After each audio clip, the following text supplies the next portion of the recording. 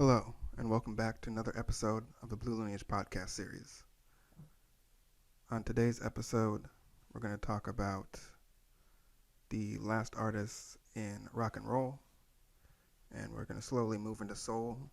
Um, you can see in this episode some of the artists, or one of the artists, really kind of crosses over into all three as far as R&B, soul, and rock and roll. And then we'll talk about we'll get a little bit into funk. We'll more focus on the genre later on in the timeline series, but one of the artists today is one of the primary facilitators and originators of funk. So we'll end up talking a good amount about it today. So the first artist on the timeline is Laverne Baker. And Laverne Baker was originally known as Dolores Williams. She was an R&B singer and early rock and roll and soul performer. She was raised by her aunt Merlene Baker, who was a blues singer who was known as Memphis Minnie, and so that was really one of her earlier influences and helped her get into that in her singing career. And as far as early performance, she grew up singing on the streets of downtown Chicago, where she was from. And as a teenager, she started singing at Club de Lisa. And her stage name at that time was Little Miss Sharecropper. And it was actually based on another well-known act at the time, a jazz singer who went by the name of Little Miss Cornshucks. And that was one of the things Laverne Baker reflected on later in her career as far as that act and that character. She looked at it as not her proudest time or moment, but considering that time and what her management and the direction she was trying to go, it seemed marketable because Little Miss Cornshucks, who that character was based on, she would essentially portray herself as a simple farm girl or sharecropper, and it was really to market to a lot of the people who were migrating. We've talked about the Great Migration a number of times on previous episodes, but a lot of the black population that was moving from the rural area, from these farm sharecropping plantations towards the city, and especially in certain areas like Memphis and some of these areas where farming may have still been included, or the immediate area was rural. It was especially appealing to that population. But overall, in general, the black population at that point in time was still, largely coming from rural areas where that was the primary, form of work. And so it was popular. Little Miss Cornshucks was popular among former black farmers, but it was also, just kind of an attraction. Just her character in general, and she had success there, and so Little Miss Sharecropper was based on that. And I think, luckily for Laverne Baker, she was able to evolve from that character. Where Little Miss Cornshucks, both of them are great singers in their own right, but Little Miss Cornshucks, I don't have her real name, I don't believe, in my notes. But she was a pretty good singer in her own right, and was sort of a pioneer in her own way. And I think her character, especially looking back in history, was reduced and maybe tucked under a little bit just because of what the time it represented and the way she portrayed herself. It's not really the most positive imagery representing black people and sort of the marketing that was supposed to accomplish is not really the best either. But like I said, she was able to, in the case of Laverne Baker, she was able to move on from that at some point. Um, After that kind of that act got her recognition over time and popularity, and she recorded with a number of labels after that. She moved to Detroit in 1947, and she was a regular at the Flame Show bar. And 1949 was when she really started to go around and record. And during that time, she used both the name Little Miss Sharecropper, and she would also use the name Bea Baker. And of course, Baker is the name of her aunt, the last name.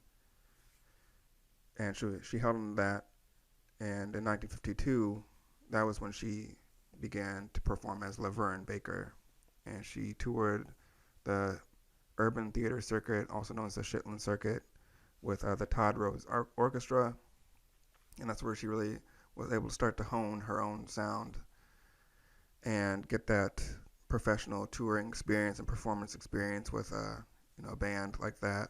And in 1953, she was able to go solo, and she signed with Atlantic Records. And her first significant single was "Soul on Fire," and that was really when you listen to it, it's really a gospel-infused R&B song.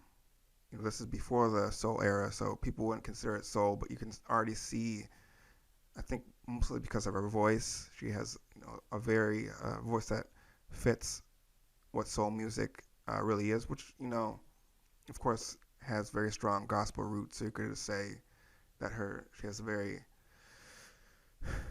very fitting voice for lead in gospel music. But in this case, she was really one of the first people to bring soul and that sound to secular music or mainstream music, R&B in this case, since it didn't cross over the pop charts. And it's innovative in that way because, as I just said, the soul era is several years down the road. We'll touch on it a little bit, but it's quite a ways away. So she probably doesn't get as much credit as maybe she should, because she was kind of modeled as, at least from the industry perspective, she was kind of modeled as this sort of follow-up to Ruth Brown, who we talked about in the last episode, who's really one of the kind of that pinnacle model voice of the time in R&B. And Laverne Baker brought what Ruth Brown brought, but she had a unique sound.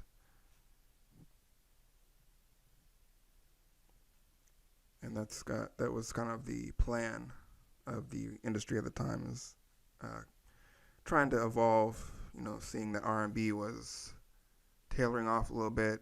You had the rock and roll era coming in, and so trying to keep this R&B sound competitive with, this really sound of rock and roll that was really taking off and becoming popular. There was a need to switch things up, and that was where the industry saw Laverne Baker going. So when she released Tweedledee in 1955, it charted on the pop charts, but similar to other cases we've talked about, the singer Georgia Gibb, she covered the song, and her song charted much higher than Laverne Baker's. And of course, this was something that we talked about with Fats Domino, mostly in depth, but happened repeatedly to other singers on the timeline, specifically white performers taking music that they released and then releasing on the pop charts, and it doing better, just because you're able to circumvent the R&B scene and kind of take your song straight to the pop charts where they're already intended to be. And in Laverne Baker's case, she actually attempted to get Congress to change the law to prevent people of doing the identical copying of songs, but she was unsuccessful at that time. And in these days, obviously, it's much harder to do. It's a completely different playing field. But at that time, artists were able to essentially just take songs and perform them as their own. As we talked about last episode, it's a completely different situation than now, because with the way music was advertised and marketed, you know, these artists like Laverne Baker were starting out on the R&B charts. You're going to be played on radio stations, which radio stations are very genre oriented. You have, your top 40, you have your pop stations, you have your R&B stations, and all the other stations. And if you are an R&B artist, then most likely on an R&B station, you're going to be played to a certain audience who they've identified as being an R&B market. So you're not going to cover as much ground as a pop station would. The pop station, of course, is the kind of that gateway to the mainstream, which is the largest of the population, because in theory, that top 40 music is supposed to be representative and marketable to, the widest audience. And so if you're able to take a song and, immediately put it to that market, you have success. You're going to have more success. You're going to sell more records. And it's going to, it's a real game changer in comparison to today, where there's a lot of different ways to access music. Of course, you have national radios. Certain radios are radio stations are syndicated across the whole country. And the way streaming music, is completely different as far as the way you can discover music, discover artists, and all of that. And of course, TV is a huge factor. Becomes a huge factor, and to some degree is still a factor today. So, it's an unfortunate thing that keeps happening, and I think especially for certain people like Laverne Baker, who may or may not have had more success during that time if she was able to have access to that market, or was able to retain her own music for herself, because she's definitely a legend. I think for people, old school R&B people who follow the history and whatnot, they'll know of her. I think a lot of people know of her, but she's not somebody who I would consider a household name for music households, or pretty musically competent in music history. So I think it's unfortunate for certain people like that, like Laverne Baker and like a Roy Brown, some of these people who really had a good amount of success. So you don't really, I wouldn't say you necessarily feel bad for them, but at the same time, you do have some empathy, because this was a pattern that occurred over and over. But we talked about a lot in the last episode in depth, so I'm not going to get into it too much today. So 1956, if you look at the timeline, that's when she recorded Jim Dandy, and that was considered an R&B song, but it was the timing and the sound. It's clearly a rock and roll song, and another one of those early rock and roll hits. And what's interesting about her song and what kind of sets her apart is that she still has those soul elements. So not only is it a rock and roll song, but you can see how she is infusing those sounds of soul, and so the song in many ways is ahead of its time, kind of combining those two elements. The big element of rock and roll, which was really big at the time, and then also adding some sounds that people really didn't fully latch onto until a few years later. And because with this success that she got from Jim Dandy, because it was a rock and roll song in that rock and roll era, she was able to tour with Alan Freed, who we talked about last episode, and Alan Freed, with all these rock stars who were able to cross over from the R&B pop charts. He took a lot of these artists on.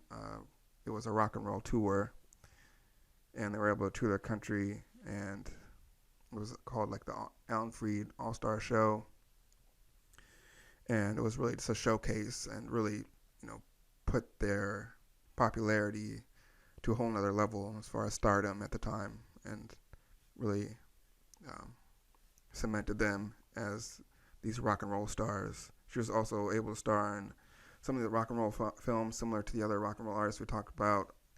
She was in Rock, Rock, Rock and Mr. Rock and Roll. Her biggest release was actually a ballad in 1958 called I Cried a Tear.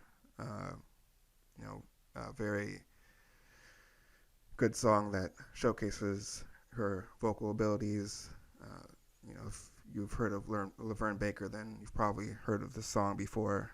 It's one of the more timeless songs that she released. And in 1963, she released C.C. Rider, and that was really a high point at that point in her career that was kind of slowly declining. The soul artist, which ironically, she had that soul sound, but she never really transitioned to being to match, what the younger new soul singers were bringing to the music table. She was still kind of in that R&B rock and roll scene more so than soul, and so they kind of were taking over the market and really were holding down the R&B charts, and the rock and roll part of it, as we've talked about before, was slowed down pretty significantly, pretty suddenly, and so she was kind of wrapped up in all that. And in 1964, she recorded with Brunswick Records, which I highlighted. It's on the timeline, and it was significant because she recorded Think Twice with Jackie Wilson. We'll talk about a little bit later. And it was Jackie Wilson earlier in his career, and it's a good song, and it was just to kind of highlight that collaboration between these two artists who are on the timeline. And then after that, she joined the USO. She toured with the USO in 1967 and continued on for a couple years. But in 1969, she got sick while she was in the Philippines, and she was hospitalized there for a while. And while she was in the hospital, the commander of the base where she was at was in Subic Bay. The commander was actually a fan of Laverne Baker, and he offered her a job at the Commissioned Officers Club. And she actually ended up performing there for 20 years. So she really, just stepped away from music business, was just performing for a long time at this base in the Philippines, all the way till 1988. And she returned to the U.S. at that time for the Atlantic Records 40th anniversary celebration. And at that point, she got back into the music business, and she toured the country, mostly performing the songs that she had already gotten hits with. But she also performed in the 1990 Broadway hit Black and Blue, and that was kind of marked the peak in her comeback, being able to perform that show. And then in 1993, health issues, pretty bad health issues related to diabetes caught up to her, and she actually ended up losing both of her legs as a result. But even at that point, she once she recovered, she uh, started touring again and performing again. She performed from her wheelchair as she was still learning to use her prosthetics. And when 1997 came around, she was just getting comfortable, really walking again and performing on stage in that way. But unfortunately, she passed away of heart failure that same year in 1997. So, Laverne Baker, interesting career. That 20-year break, is kind of unique to step away from show business. Whether she would have been kind of stuck in that kind of nostalgic rock and roll type tour that many other artists we talked about on the timeline, if she would have ended up there, that would have been interesting. Or if she would have, at some point, maybe focused on adapting more to that soul sound. And since her voice really fit well, and she probably could have adapted her style potentially, but maybe that was part of her decision and the reason to stay and take that opportunity in the Philippines and step away from show business. Who knows? I don't know, but great singer, great influencer on the soul genre, and covers quite a bit as far as versatility in rock and roll, R&B, and soul. So that is Laverne Baker. Next on the timeline is Chuck Berry. And Chuck Berry kind of wraps up that he's a final rock and roll icon or star on the timeline as far as the rock and roll sound. We'll talk a little bit about rock minimally.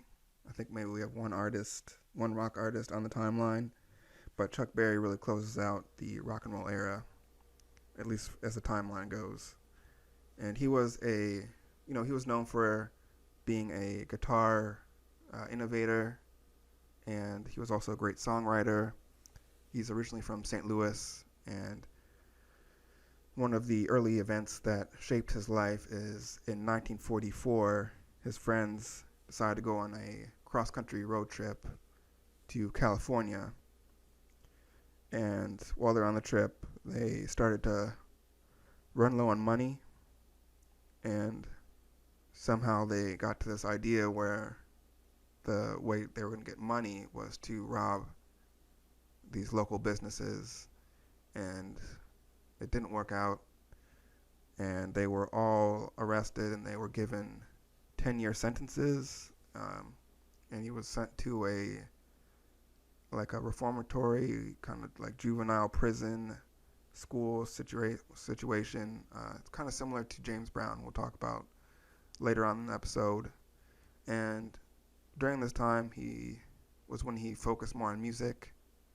Up until that point, he'd been doing he was young, so he was doing some odd jobs. He didn't really get much schooling, and he ended up serving 3 years there. But while he was there, he also started a quartet. As I just said, he was focused a little bit more on music, so that was part of that, and he was able to sing at services at the reformatory school, the chapel there for the the people or inmates who were there. And then after that, he briefly went to night school where he trained as a hairstylist, among other things. He did some other odd jobs during that time before really getting into professional music. And by 1942, he joined the Sir John Trio. And that was really his first, that was his first band and first experience and performance and, official formal experience in the music profession. His big influence that he named was T-Bone Walker, which, as a guitarist, you can certainly understand that. In our episode, we talked about how, T-Bone Walker was such a prolific guitarist, and when you look back over time, over that period of time, he certainly maybe at the top, if not the most influential guitarist as far as the electric guitar and where he took that and how it carries and stands up, in modern guitar work. But the way that Chuck Berry approached it was a little bit differently, and he focused more on rhythm, where T-Bone Walker was known for his riffs, that solo lead work, a lot of focus on a single string, where Chuck Berry was, much more about, chord structure, focused a lot about rhythm. And, when you listen to his music, even when he, has his little, his brief solo work, he is very chord oriented. It's not the same as T-Bone Walker, or even when you think about the guitarists from the later era, and you think about lead work and solo work, a lot of it is more of what you would think about with a traditional solo, as far as a lot of single string work and less emphasis on rhythm. And so that really kind of sets them apart. And of course, it's also guitar of the time. He's preceding, T-Bone Walker is certainly ahead of his time. And you think of some of the other people like B.B. King, who's on our timeline as far as these type of guitarists who are really doing that type of solo work and really, transforming what was the acoustic blues to the electric blues, but even more so kind of shaping the rock guitar that would come later. And Chuck Berry is kind of shaping a whole different aspect of that. So, it's not necessarily that he was intentionally shifting away from this. I think at the time, the electric guitar itself was still, people were still working out new ways. There wasn't a right way to do it. People were still experimenting and, learning different ways. As far as his influences, when you think of, T-Bone Walker, there was, very limited selection as far as guitarists who were doing what he was doing at the time with the electric guitar specifically.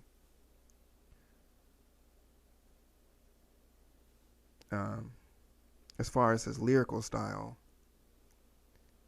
he named Louis Jordan as a big influence, and that makes sense. Once again, when you talk about standouts similar to T-Bone Walker, you think of Louis Jordan, who still, his band, of course, as we talked about, still holds quite a few hit records. Even to this day, he holds some charting records. And so, his performance style, we talked about his stage presence, and, his delivery was, definitely, probably the most recognized at the time. And all these other contributions that him and his band made as far as their approach to music and their versatility. And then in 1955, he got his first record. He had met Muddy Waters, and Muddy Waters had heard some of his music, and he connected him with Chess Records. And the first song that he had played for the people at Chess Records was a cover of Ida Red, and they ended up renaming that to Maybelline, which is Chuck Berry's first hit. And it's one of those songs that is on the list for one of those early rock and roll hits. And in 1956, he released another song, Roll Over Beethoven, which was part of the After School album, which is the album that is listed on the timeline. And that was an even bigger hit. And, Chuck Berry had a number of hits, but a lot of his songs, even included on the After School Session album, which is on the timeline, a lot of his songs were not, they didn't chart, they weren't, considered successful.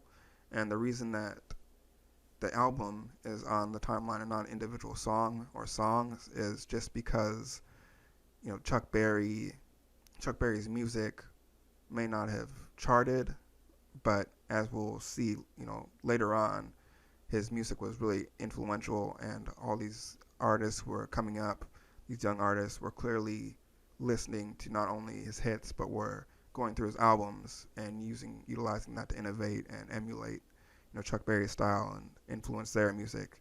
So in Chuck Berry's case, he did have some big hits, but his most important contribution was really his actual innovation on guitar and his style, more so than individual songs. So that's why that's set up that way. And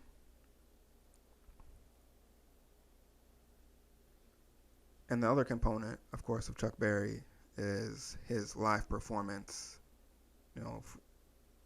His sporadic hits, were he had a good amount of success from that. But as we just said, a lot of them it was hit and miss, but all of that was made up for with his live performances, and people would just come to see him just for that. He was known for, his flamboyance and stage presence. He was all into all the guitar tricks that, we've talked about with some previous guys like T-Bone Walker and Charlie Patton going way back. And so that really, put him to that next level and brought him into the circle of these other rock and roll stars who were coming on, just like Little Richard, who was also an not only incredible performer, but innovator in the rock and roll genre. And so, like Laverne Baker, he appeared on a lot of Alan Freed's all-star shows and rock films. And, that success was kind of it was interrupted. I want to say cut short, because as we talked about, he'd already had some criminal justice system experience when he was much younger, and later on he had an incident in 1959. He was accused of driving two girls across the straight line. So he was accused of driving two girls who worked at a nightclub that he was associated with, and he was apparently driving them home or driving them across state lines for other reasons because of state law. And, the relations that he had with them were unclear, but, they appeared to be romantic on some level. And because of that, it violated the Mann Act, also known as immortality law. And if you're not familiar with that, that's essentially a law that prevented interracial relations. So, it's a little bit controversial because the law, so the reason he got in trouble was not because one of these girls, at least one of them, was underage, but it was because of the interracial aspects. So that's kind of, when you talk about the controversy and whether or not he should have went to jail, that's, you just have to remember that he's being prosecuted for the interracial component. And, obviously in current times, we're looking at the underage component as being criminal. So at the time, there could have been criminal activity. I mean, it's one of those things where, the way the case unfolded in court and the way things all went down, during the times, there were a lot of cases where black men were being accused, getting these accusations, and the stories were, falsified or doctored or altered, and they would end up going to prison, even with little evidence. So, it's not good for sure. I don't know what actually happened, but I think the concerning part is, just the Mann law itself and the immortality law, and he ended up going to prison for 3 years due to that. after his jail time, um,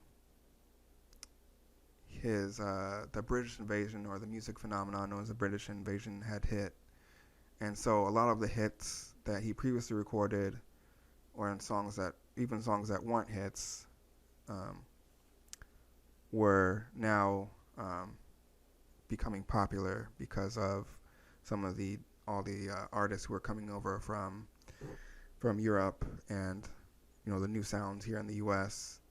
They were crediting Chuck Berry and were covering some of Chuck Berry's music, and so he had he had a bit of a revival, and was actually had more success than ever coming out of prison. So in that way, it worked out, and his career was back on track. But as far as future hits, once again he kind of found himself in kind of the sporadic, occasional charting success. At one point, he signed with Mercury Records in 1966, and a lot of people say that the only reason he did that, because Chess Records, of course, was a pretty successful record company, but Mercury Records offered him money up front, and Chuck Berry became known outside of the music world for potentially having some money management issues. Later on, he had some tax issues, and he continued to have some legal trouble. And in other cases, when performing, he was said to ask for money up front before he would play. So there was something going on there as well. But the Mercury Records, regardless, stint did not really work out, and in 1970 he returned to Chess Records, and he had a little bit of a resurgence, but similar to a lot of artists, he was mostly playing his old hits. A live take of the song My Ding-a-Ling that he made was a hit in 1972, and that was kind of, it was a one hit at a point where, not a whole lot was working out for him at that time, and he was mostly playing rock revival shows with some occasional recordings during that time. And as I just said, his money management issues as his career went on from that point kind of came back and really defined the later years of his career. In one case, he served a 100-day jail sentence related to tax evasion. And so that was kind of, something that continued to nag his career. But, even in his late career, he still got a lot of recognition, and, still continued to tour, late into his life. And I believe he passed away, I think in 2006 maybe, or 2007. I think it was 2006. But, that's Chuck Berry. I don't think people really, I think, later in his career, people focused on some of those issues that he was having, but overall, and especially now looking back, I think most people clearly recognize him for being the rock and roll innovator that he was,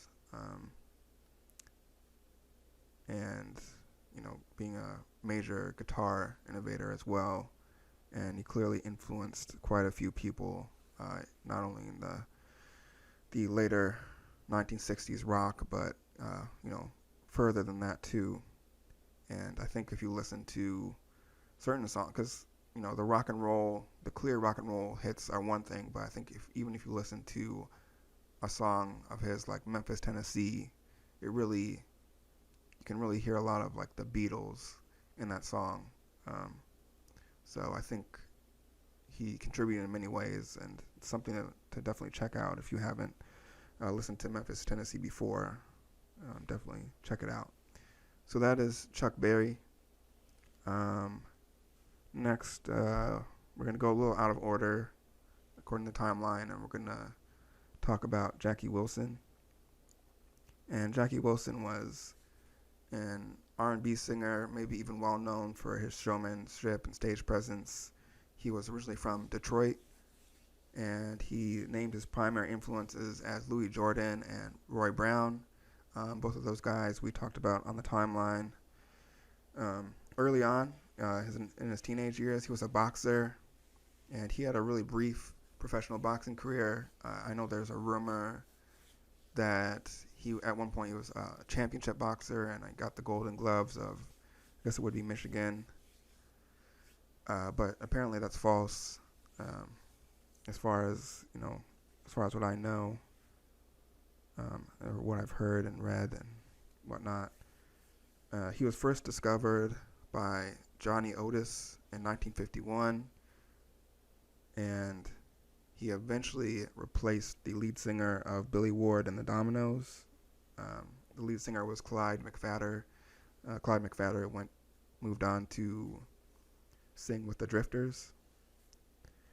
And Billy Ward, he was a strict leader, and Jackie Wilson really credits him with shaping his knowledge of the music business, and his being a professional within the music business, just because of that strict sort of disciplinary, for better or for worse, leadership that Billy Ward had. And then in 1957, he signed with Brunswick Records, and he had his first solo hit, Reet Petite. It was a hit in Britain, so the British charts. And those same songwriters, who were Barry Gordy and Raquel Davis, collaborating with him in writing Lonely Teardrops, which is on the timeline. And that was his first hit in America. And one thing about that song is apparently it was originally written for Roy Brown. I don't know if Roy Brown had covered it, but it's definitely a defining song for Jackie Wilson. It really fits his voice really well. And then in the late 1950s and 1960s, that really proved to be his most successful recording period, and also it really showed off his versatility, because in addition to continuing to record and perform R&B songs for the R&B market, he also tried his hand at cabaret, which he was successful at, and he also was even more successful recording some of these blues ballads, Dogging Around, and A Woman, A Lover, A Friend. So, it was a successful and versatile period for Jackie Wilson. And of course, similar to a lot of these guys in this rock and roll era, the stage presence and just these record companies or these industry individuals really trying to take that component into consideration when signing and putting some of these performers in the spotlight. And Jackie Wilson is another great example, just because of his stage presence. He's known for the spins, the splits, the knee drops. He was a very good showman and performer. The only issue with that is that he very often was criticized for being too suggestive in his dance moves, and some of that was probably just, as we've talked about, the perception of a lot of these R&B singers or performers, which includes blues and the other genres that we've talked about, as far as not only the performance but the lyrical content. It can go as far as back as Charlie Patton, for his showmanship and kind of being labeled as being too suggestive, in a much different way. And during Jackie Wilson's time, there was also Elvis, and Elvis, uh, you know, was doing similar things, but of course Elvis was largely recognized as, to some degree, emulating the black performers. So in Elvis's case, a lot of times it was kind of once again redirected towards black performers as being suggestive or the source. And so Jackie Wilson, that was something that repeatedly came up in Jackie Wilson's career. But nonetheless, he was extremely popular. One of the early pop icons, really transcended the R&B charts and was popular in pop music. At one point, when he was at a New York hotel lobby, a disillusioned fan, actually shot him, and obviously it was okay, but I guess the bullet was pretty close to the spine, so it was a close call. But that was the kind of turbulent kind of similar. We talked about this with Little Richard with other issues, but just this sort of stardom and popularity of that rock and roll and crossover to the pop chart era for these stars that was going on at the time. In the 1960s, that's when we saw a decline. He did have some major hits, such as Your Love Keeps Lifting Me Higher and Higher, but generally speaking, his hits were pretty sporadic, and he found himself doing oldies themed concerts in the 1970s up till around 1975. And 1975 was when he suffered a stroke. And really after the stroke did a lot of brain damage. And at that point, he was very limited in functioning. And then that was kind of it until he passed away in 1984. So, unfortunate ending for Jackie Wilson. Some of his older hits did, interestingly, chart after his death in Britain.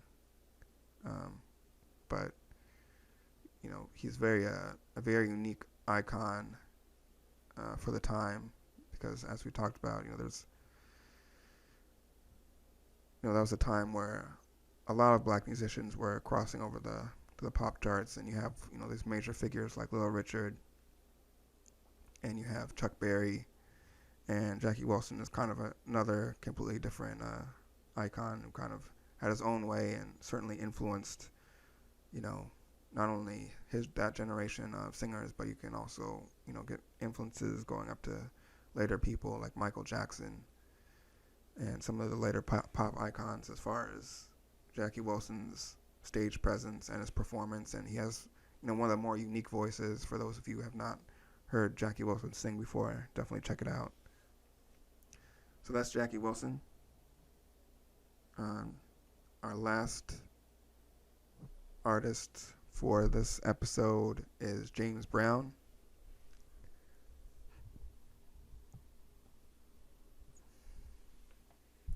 And James Brown,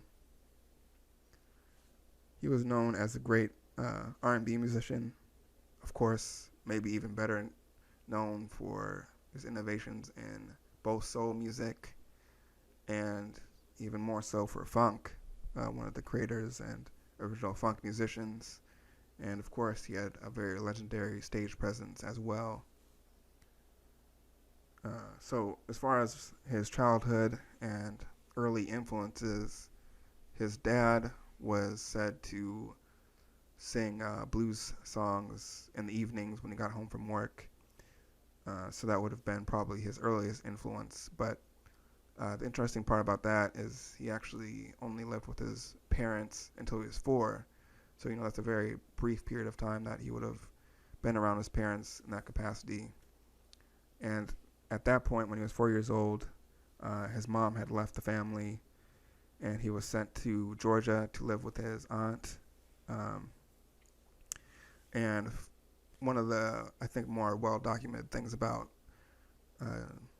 James Brown's early life was his aunt ran a brothel. A lot of people talk about, James Brown being raised in a brothel.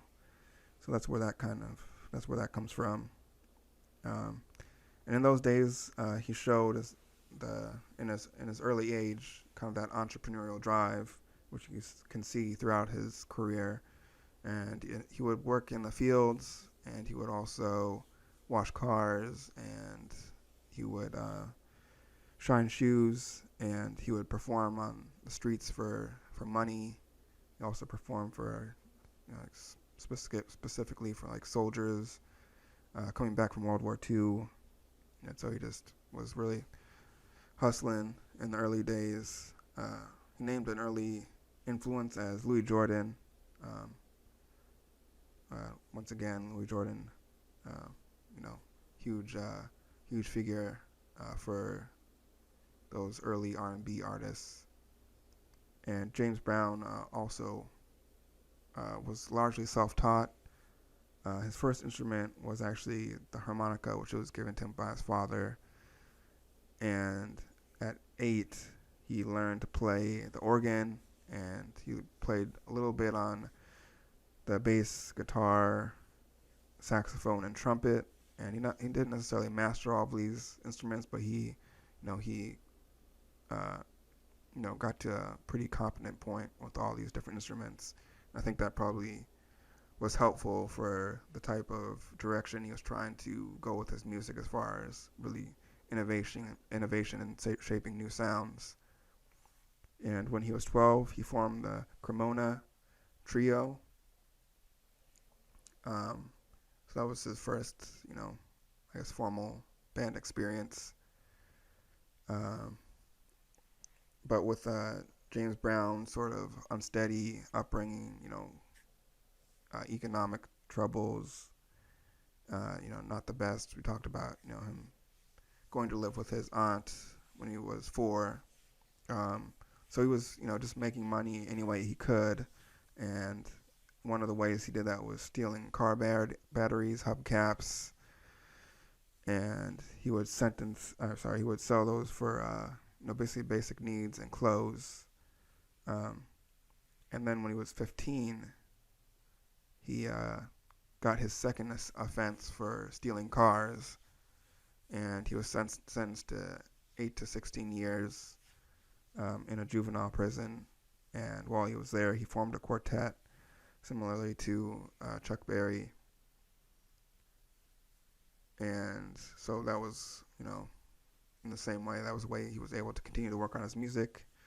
And he ended up serving about 3 years as well. And he was released on parole in 1952. And at that point, he joined the Avons, and the Avons later became the Famous Flames, which is, one of his became his backing band that he continued to perform with. And so as this group became more successful, Little Richard's manager, Clint Bradley, and he discovered them, and he signed them, and they joined the federal label of King's Records. James Brown had already kind of developed this unique sound, and he was kind of slowly transforming R&B into, this funk sound that would emerge down the road. And because he was, making these major changes, funk is definitely very different music.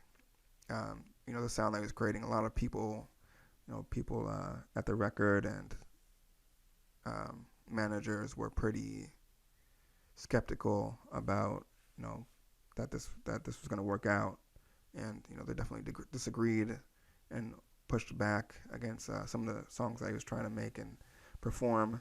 But the success of the songs and his persistence was really the difference. And once he got his first hit was Please Please Please in 1956. At that point everyone kind of saw and kind of got on board a little bit as far as seeing where he was going. And then his first actual major hit was Try Me in 1958, which is the first song he has on our timeline.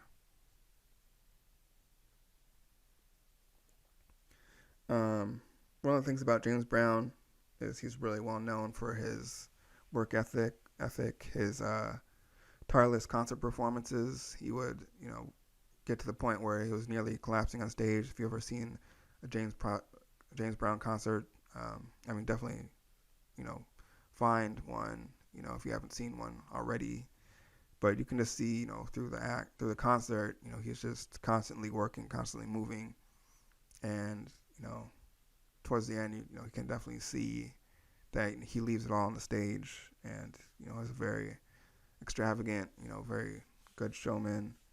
And in 1963, uh, he was trying to do a live album, and he's trying to get financing for it, and he was unable to get the financing, so he had decided to finance it himself, and so he recorded Live at the Apollo, which was, one of the biggest live albums of the time. It was very successful, and in this case, it was a crossover hit, and it became big in the mainstream market, and so that really opened things up, and he was able to perform for the increasing integrated performances, which was an expanding market and really gave access black artists to a much larger audience.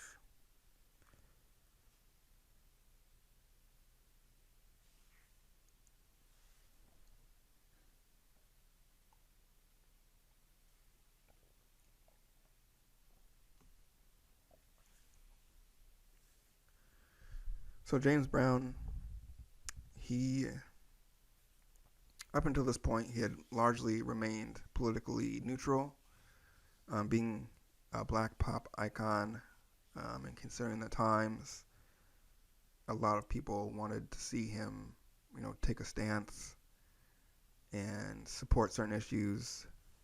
Um, but it wasn't until 1966 where he switched from that neutral stance and really started to support a lot of the civil rights and social movements that were going on at the time. And he got involved with a number of the activists, and and you can really see his music also over time shift and become more focused and um, more clearly in support of the black community and some of the issues that were going on at the time. And it really fits very nicely with the funk sound, funk music that he was developing, because funk really becomes symbolic of black culture, in the 1970s and early 1980s. And so, once he releases the Out of Sight album, you can clearly see the polyrhythm and the staccato horns, the dynamic bass, and it was very evident where his music was going. It was very, getting to a pretty developed, funk sound, which you can clearly hear in that album. And then in 1967, when he releases Cold Sweat, that's really the iconic um, funk song. Maybe considered the first funk song, one of the first funk songs. But it's interesting that it is one of the first funk songs because it's very well developed. It's similar to when we talked about with T-Bone Walker and Stormy Monday. When you listen to Stormy Monday, it's when you consider the time that it came out, it really is timeless as far as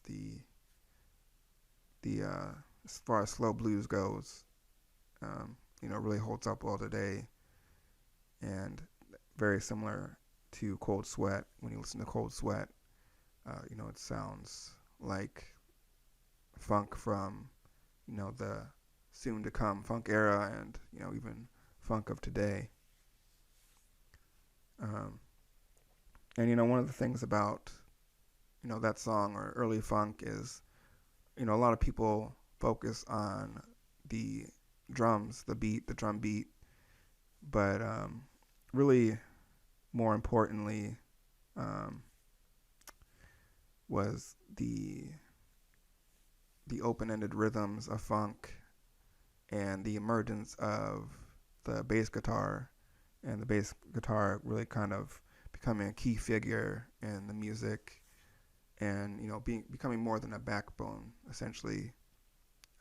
We've mentioned the evolution of the bass a little bit when we talked about the invention of electrical recording and just electric guitar in general, and so how that sort of changed the whole field as far as how bands were set up, how they were recorded, how it impacted performance. And through this whole time, the bass guitar, is of course completely different than the stand-up bass or acoustic bass.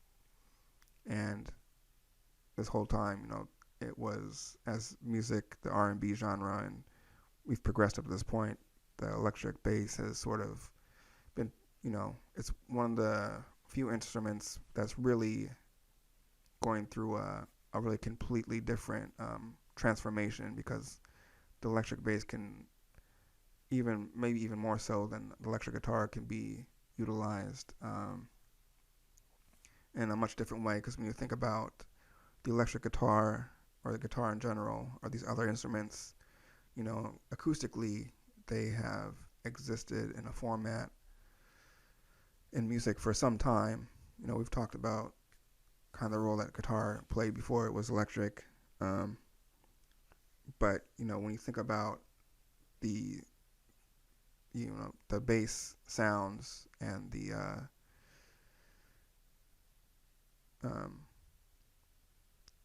that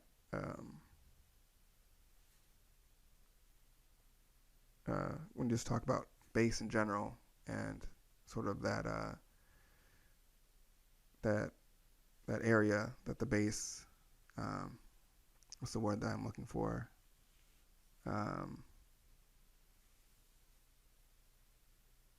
That the scale that the bass covers, that is largely untapped in music, and in the way that the electric bass is able to address it. And so like one of the things that we focused on at this point is just the amplification and the increase of sound and how you could change those dynamics. But of course, with the bass, elevating the bass sounds is kind of a new field that you kind of unlock with the electrification of instruments, and all of a sudden you're really able to amplify bass and really reconstruct and reuse the instrument. And so over time, it didn't just come out of nowhere.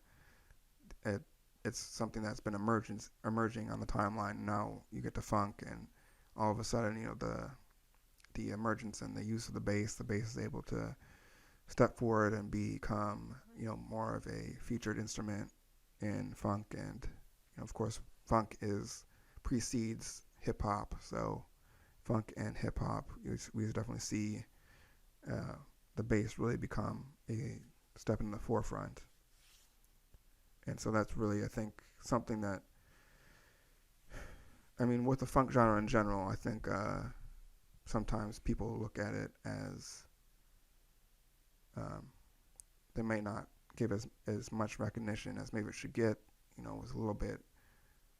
It's kind of a unique music in a window of time, and as we'll talk about, kind of was marketed, or not even marketed, was more so relevant to a specific segment of the population. So sometimes I think it gets a little bit overlooked, and you don't really see kind of how funk was as revolutionary as some of these other genres, and could have been just as big or as important as some of these other genres when we talk about the evolution of music. But as I said before, I want to try to keep it as relevant to James Brown, because we'll talk about funk a little bit more later on. But James Brown is such a key figure in the development of funk, and the time period in which he was performing. You kind of have to find a balance here and talk about James Brown and also funk. But I think the main keys is, as I just said, it was important in the development of hip hop, and it was even more important just because it aligned with this period of Black Pride and this social and economic success that was occurring within the Black community at the time, and it really paired together really well. And another way it went well with it was just because during this time a lot of African Americans were trying to reconnect with their African roots. It was at this period of time, there was an economical shift, and we've talked about the Great Migration. At this point, the urban life for the Black community was, it had been established. We're talking about the current and recent civil rights movement, and so the whole picture was changing a little bit as far as people just struggling to be recognized as citizens and to have basic rights. And now you have a segment of the population, the Black population, who is becoming more established, and now can look forward and look to other things that weren't just about just getting the basics, and trying to actually now take a retrospective view of what's happened. And of course a lot of that occurred in the civil rights movement, and take that history and current life and some of the economic success and political victories and social success, and use that in other ways. And some of that included the trying to reattach with African roots. And it was in another way that was another way that funk worked out, because funk was it was not necessarily a music that went mainstream, as we'll talk about with James Brown. In the James Brown case, in 1968, after releasing Cold Sweat, he followed it up in 1968 with I Got the Feeling, which was a huge hit, but that was one of his last crossover hits for that time period.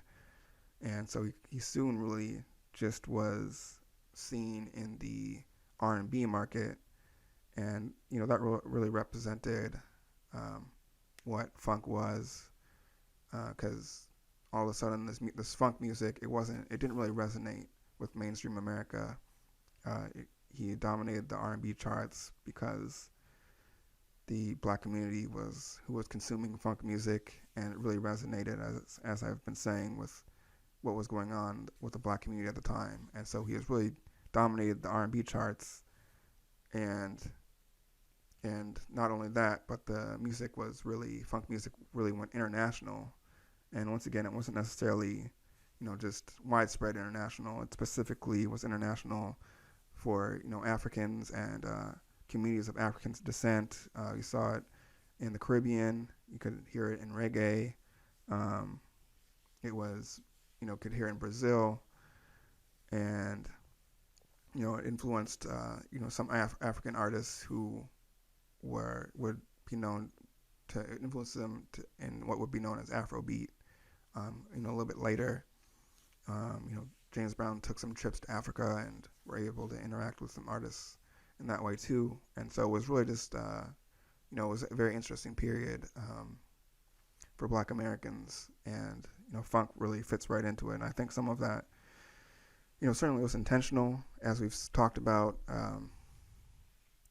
This is not an isolated incident. The lineage, the timeline really represents and shows kind of the evolution and the progress, and the struggles of not only the music, but you can see how in each step the music really reflects what was going on with the black community at the time and some of the struggles of the musicians, what the musicians were singing about. And funk, of course, um, represents in many ways it's kind of like coming full circle in a way, because with blues, we started off with musicians who were post-slavery, in slavery, and then post-slavery, the Reconstruction era and everything that surrounded that and the struggles with that. And of course, in this case, a lot of the black Americans were living in rural areas, largely related to slavery and just the Southern economy. And at that time, blues was a genre that was largely restricted to the black community, because it was not necessarily relevant to the rest of the country. And of course, not only that, it was also the times, this is before a lot of the the industry and the business that we talk about later on that develops. But just generally speaking, there was definitely a relevance. The blues musicians were playing about issues and things that were relevant to recent and current black life, and didn't necessarily apply to everybody else. And it was a music genre that, of course, as we talked about in last episode, was really identified as the blues by the musicians, or by the immediate culture. And then we saw that change a bit later on. And the blues was international to a certain extent also. We talked about some of the success that blues had in Europe, and it was in a different way. This was more of a people outside the country being introduced to Black America for the first time, and they received it differently. Of course, in the United States, there was all the racial discrimination and all this racial turmoil, and so it was definitely a different relationship than with the funk international occurrence that we just talked about. But in a lot of ways, it's similar.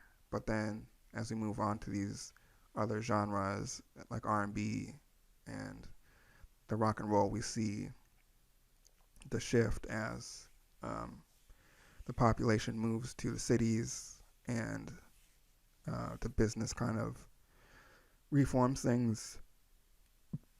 Not only reforms things, but also renames things, and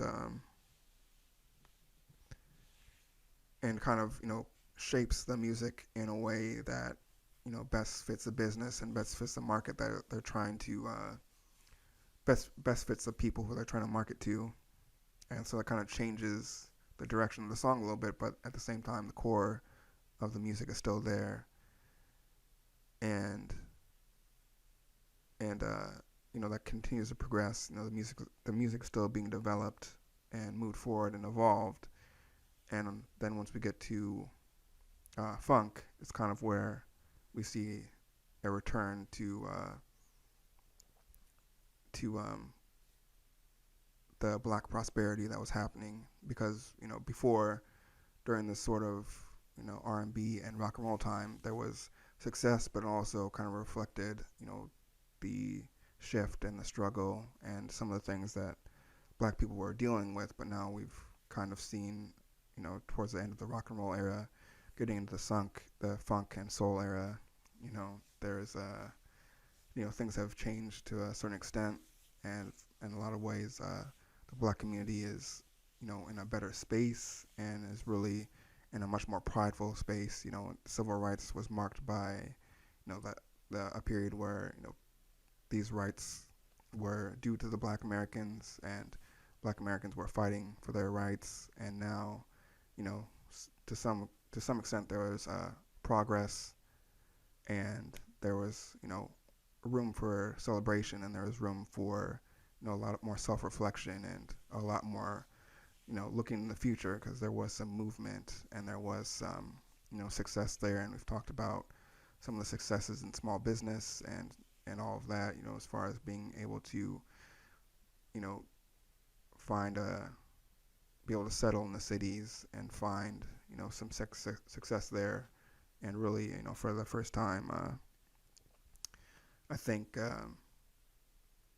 finding, in some ways, finding a home in America within the country. All of a sudden, you have these artists who are not only, kind of restricted to what just had recently been called the race market, race music. Now, you have musicians becoming big on pop charts, and this whole time, the music is reflecting what's going on in the communities. And so, I think as we get into the funk era, that kind of really is the pinnacle of that.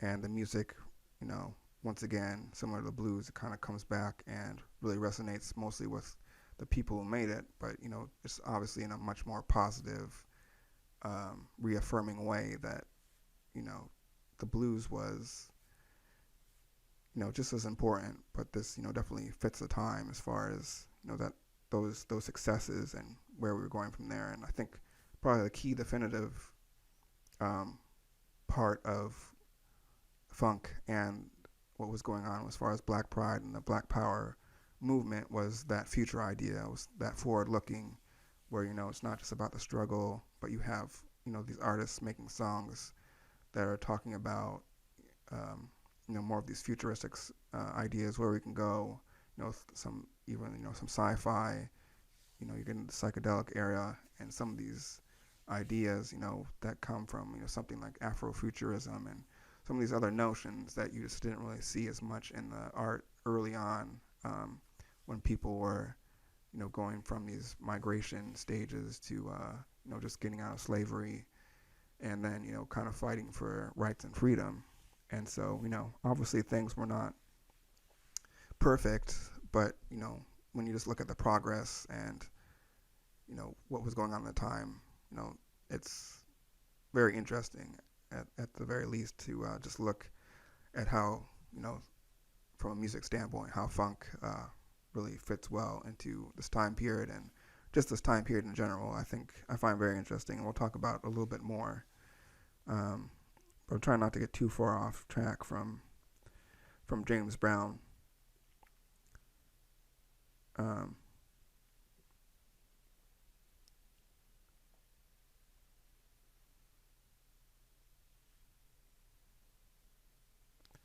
So in 1970, he formed his backing band, the JBs, and the JBs were already really pioneering funk musicians in their own right. The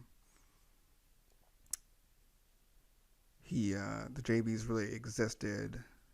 They were JBs. Sorry, they were James Brown. Okay, they were James Brown backing band, but they also existed outside of James Brown. And the JBs have some of their own albums, and they did their own performances. You can find the JBs music out there, and when you listen to it, you can hear where a lot of hip hop was sampled from the JBs. They definitely were, progressing in the funk sound into that direction. And of course, hip hop was, is based on funk. And actually, their song "The Funky Drummer" is said to be one of the most sampled songs in history. Interesting fact there.